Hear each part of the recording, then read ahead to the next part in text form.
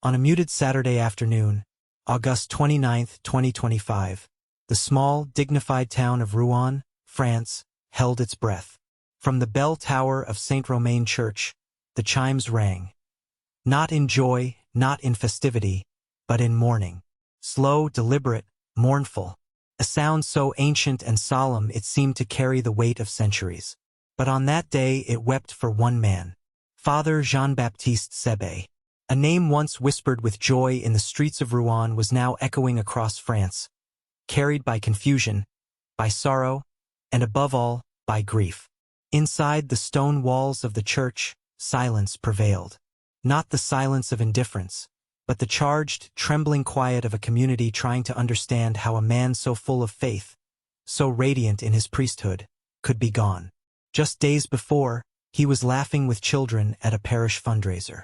Now, his lifeless body rested beneath the crucifix, the same crucifix he had knelt before countless times in prayer. He was only 38. This is not merely the story of his death. This is the story of his life, his secret burdens, the quiet crisis of spiritual leaders, and the aching call to love more deeply before it's too late. This is the story of a man of God who died in silence. Before we go any further, we invite you to pause. Think of a priest, someone who once touched your life. Maybe he baptized your child, or stood beside your mother's hospital bed, or simply smiled when you had no words to offer. In the comment section, leave his name. Let us lift these men in prayer, not just in memory, but in mercy. They carry more than we know. Father Sebe carried more than anyone could have imagined. To most, he was the golden thread in the fabric of St. John XXII parish. Energetic, brilliant, beloved. He had a way with people. The elderly trusted him, the youth adored him. He seemed tireless, moving between classrooms, altar calls, and pastoral meetings with the kind of purpose that left you breathless. His voice, when preaching, had weight, like he had seen the sorrow of the world and chosen joy anyway. On August 27th, just 2 nights before his funeral, he was doing what he loved most, serving. At a parish fundraiser, he moved from table to table, organizing, encouraging, laughing. He was full of life. And yet, behind his smile, a storm was gathering.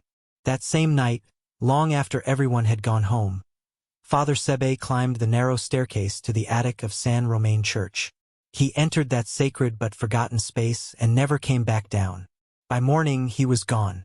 When he didn't show up for morning mass on August 28th, alarm bells rang, first quietly, then urgently. He never missed Massachusetts, never failed to respond to calls. Concerned parishioners knocked on the rectory door.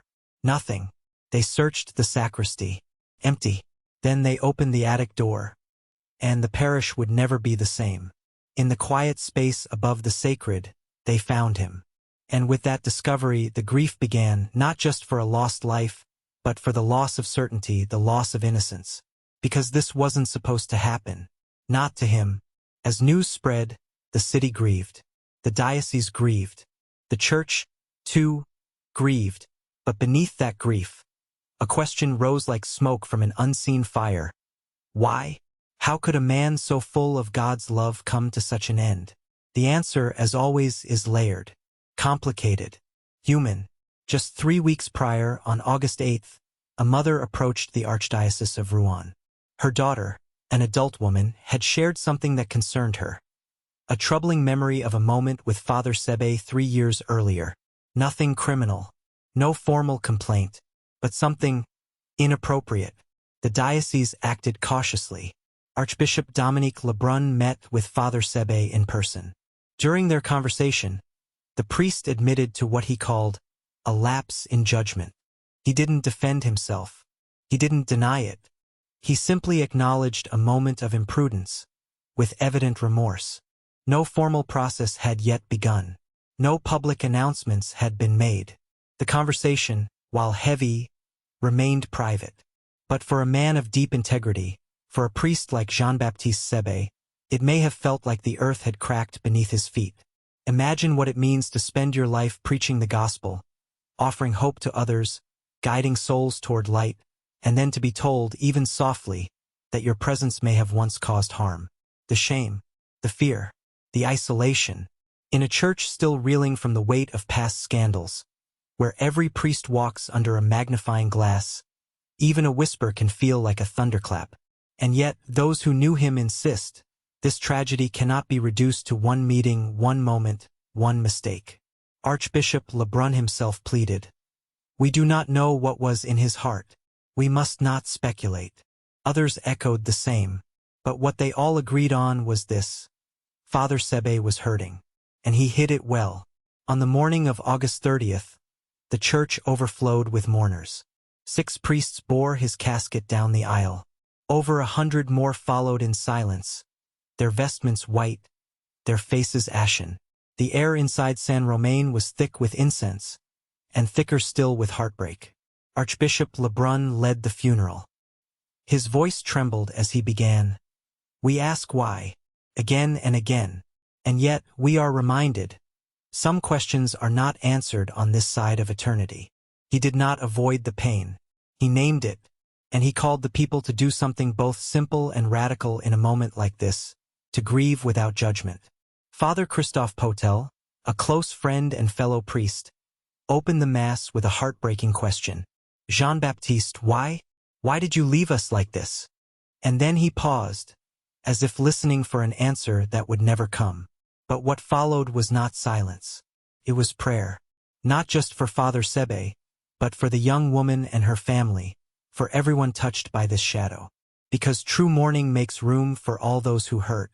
That night, hundreds gathered once more, this time for a prayer vigil. Inside the church, Father Sebe's casket remained near the altar. Candles lined the floor. Scouts, theology students, neighbors, faculty from the Catholic University of Paris, all stood shoulder to shoulder. Some sobbed, others simply stared. They shared stories, some whispered, some trembling, all sacred. A student told of how he once confessed suicidal thoughts to Father Sebe, and how the priest had sat with him in silence for 2 hours, just being there. Another parishioner recalled a sermon where Father Sebe said, "We carry invisible crosses. Let us be gentle with one another." A line that now echoed like a prophecy. Across France, headlines appeared, "Priest found dead in church attic." But those who knew him read more than the headlines. They felt the rupture in their hearts. Because this was not just a tragedy. It was a call to look closer. To see the priest not just as a spiritual figure, but as a human being. One who laughs, one who loves, one who breaks. The death of Father Jean-Baptiste Sebe did more than shake a parish. It stirred something much deeper, something many had buried quietly within themselves. A question too painful to say out loud. How could this happen to one of God's own? In the days that followed the funeral, the streets of Ruan were filled with hushed conversations, weeping parishioners, and an aching disorientation. People weren't just grieving a priest. They were grieving the very idea that someone so spiritually vibrant could vanish into despair. To the public, he was a symbol of youth, clarity, and commitment. To the Catholic University of Paris, he was a doctoral candidate preparing to defend his dissertation, a brilliant scholar of theology whose academic work merged the intellect with the sacred. He had taught there, inspired students there, challenged thinkers there. To the youth of the diocese, he was a shepherd. He made faith feel alive. His pastoral programs weren't just about catechism. They were about courage, honesty, healing. And yet, he was gone. What now? In the days following his passing, the church tried to hold both the pain and the promise together. It wasn't easy. Not for a community already fragile from years of scandal and distrust. But for once, this was not a headline about abuse. It wasn't a court case. It was a wound, a human soul that had quietly unraveled while smiling in public. The Catechism of the Catholic Church speaks soberly and compassionately about life and death. Life, it teaches, is a sacred trust from God, not something we own, but something we're called to steward. Suicide, historically, has been seen as a grave moral wrong. And yet, even here, the Church allows room for mercy, room for mystery, room for the cross. Grave psychological disturbances, anguish, or grave fear of hardship, suffering, or torture can diminish the responsibility of the one committing suicide, the Catechism states. In simpler terms, we do not know what a person was enduring. We are not the judge. God is, and God's mercy is not bound by death. There was a time when funerals were denied to those who took their own life. But that time has passed. The Church has grown, not by abandoning its teachings, but by going deeper into them. Father Bruno Mary, a former director of the French bishop's pastoral office, said it plainly. The Church no longer responds with punishment to such deaths. We respond with grief, with love, with reverence.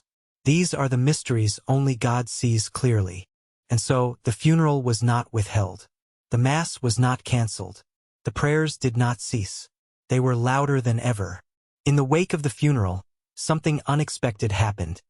The community did not scatter. It drew closer.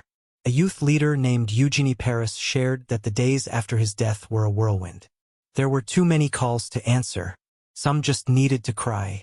Others needed to confirm it was real. Some needed silence. But what none of them needed was judgment. It was shock, she said, but also a strange kind of solidarity.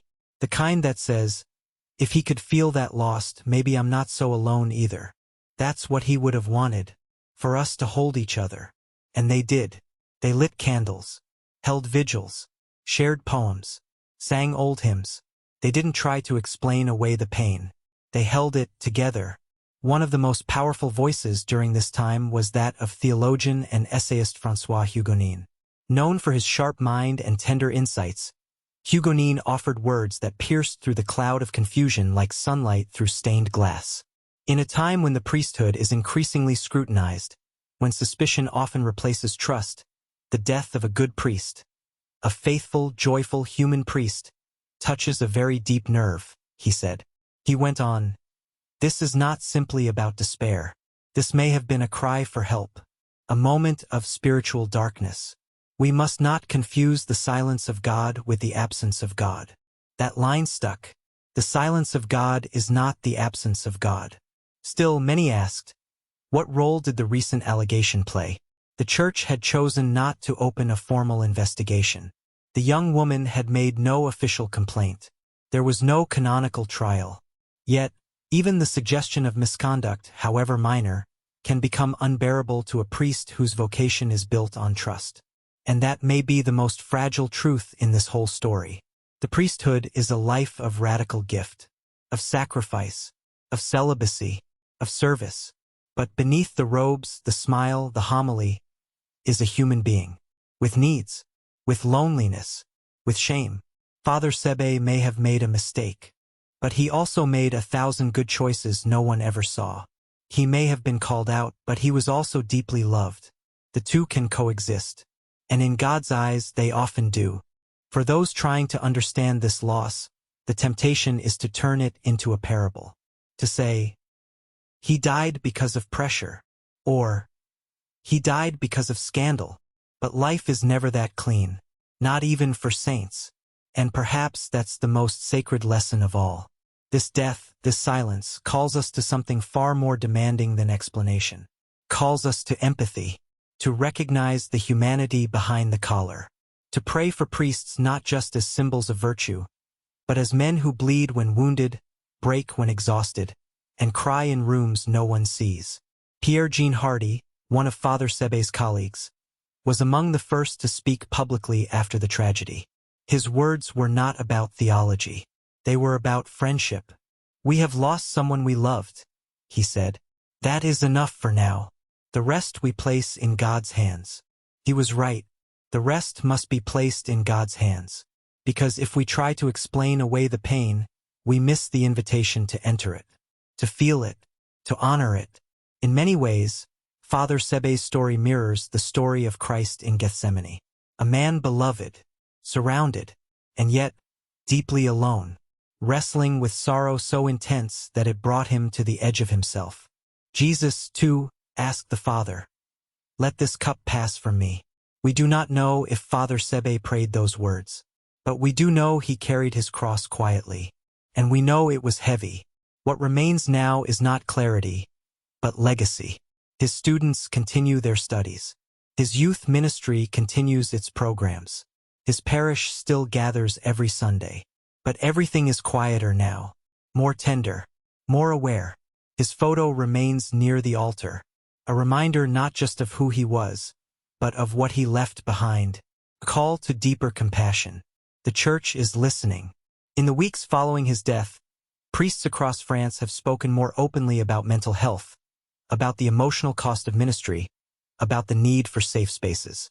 Workshops have been proposed, retreats have been offered, and more importantly, eyes have been opened, not to the scandal but to the struggle. Because the truth is, priests are not immune to depression, or loneliness, or burnout. They are men. And men, especially those who serve others, need care too. If there is one lesson to carry forward, perhaps it is this. Do not wait to say thank you. Do not wait to check in. Do not wait to ask, "How are you, really?" Because sometimes, behind the strongest smile is the deepest ache. And sometimes, the ones who hold us up are the ones who need holding most.